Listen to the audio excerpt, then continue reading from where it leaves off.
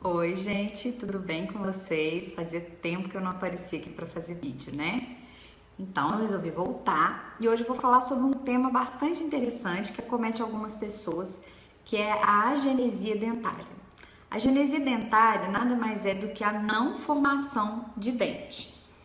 É isso mesmo, ela pode acometer tanto crianças quanto adultos, né? Pode acontecer tanto em dentes de leite quanto em dentes permanentes. O dentinho, então, não se forma porque não há uma formação do gene para formar aquele dente. Como assim? Funciona da seguinte forma: existem genes específicos para a formação de cada dente. Cada dente tem o seu gene. Quando acontece a agenesia dentária, o dente não se forma. Porque não houve a formação do gene por algum motivo, né? Que nós não vamos entrar aqui a fundo nesse assunto, por ser um assunto mais específico da odontologia, né? De forma geral, a agenesia acomete alguns dentes mais do que outros, por exemplo, os dentes incisivos laterais e os caninos. Eu vou apresentar hoje para vocês dois casos de dentes permanentes de agenesia que ocorreram e que foram de dentes incisivos laterais, tá? Então, no primeiro caso, que é esse que tá aparecendo em algum lugar aqui para vocês, essa paciente apresentava uma agenesia dos dois laterais superiores. Isso fez com que a arcada dela ficasse diminuída, porque os outros dentes vieram para frente, fecharam aquele espaço e não havia ali, então, um espaço para que esse incisivo entrasse em posição. A arcada dela ficou reduzida, dando a ela um aspecto estético não muito agradável. O que nós adotamos como medida, como tratamento? Como a paciente estava incomodada esteticamente com aquilo e a arcada dela estava reduzida, a gente precisava ampliar essa arcada. Então eu considerei que seria melhor abrir espaço, utilizando aparelho ortodôntico, com uma molinha específica, abrir um espaço para esse dente e colocar depois implantes dentários para cobrir essa falha, tá? Poderia transformar este canino em um lateral? Sim, poderia, se esse problema não estivesse causando uma redução na arcada dela. Se a arcada estivesse com um tamanho normal, a gente até poderia optar, ao invés de usar o aparelho para abrir o espaço, a gente usaria o aparelho às vezes para dar uma posição mais favorável a esse canino, né? Uma posição que não fizesse ele ficar tão bojudo, ele ficasse um pouco mais para dentro do osso e tivesse um aspecto mais de dente lateral, e depois transformá-lo esteticamente com resina ou com porcelana em um dente lateral. E o pré-molar, que viria logo depois, né, já que o canino está sendo usado como o lateral, o pré-molar teria que ser transformado em canino para ter um aspecto estético.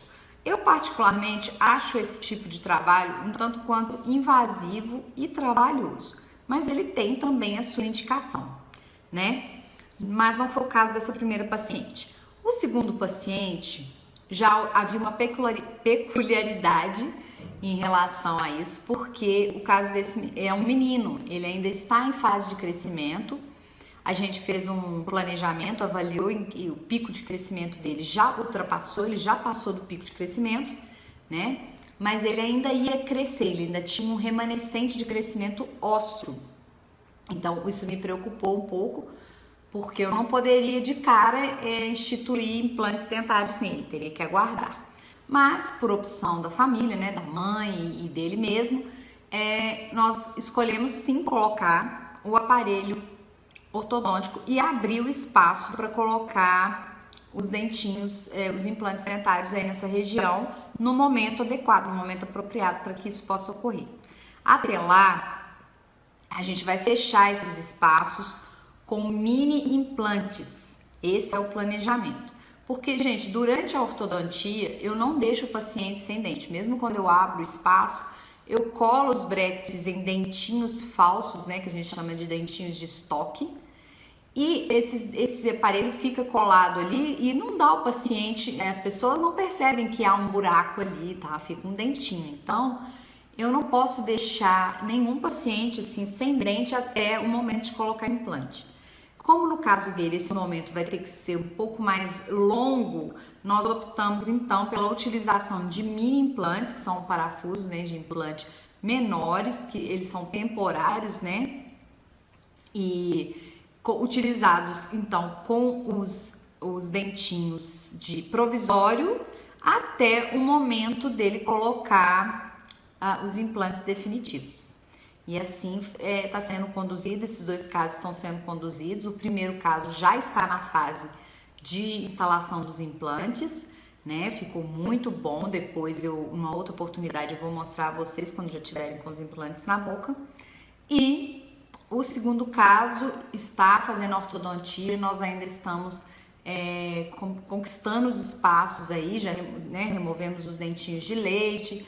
Estamos usando a molinha para abrir o espaço necessário para a colocação dos mini implantes a princípio e depois, quando ele atingir a fase adulta, né, já tiver todo o crescimento ósseo finalizado, nós vamos então utilizar os implantes aí definitivos na boca dele e assim melhorar tanto estética quanto funcionalmente essa oclusão, essa mordida.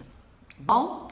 Era isso que eu queria mostrar para vocês. Existem diversas maneiras da gente conduzir cada caso, eu preciso avaliar individualmente, não tem como. Hoje mesmo eu atendi uma paciente que eu ainda não sei se é a genesia, o fato é que o lateral não está lá, um dos laterais é conoide, eu vou até mostrar a foto aqui para vocês, o outro lateral não está na boca, é o canino. É preciso observar isso.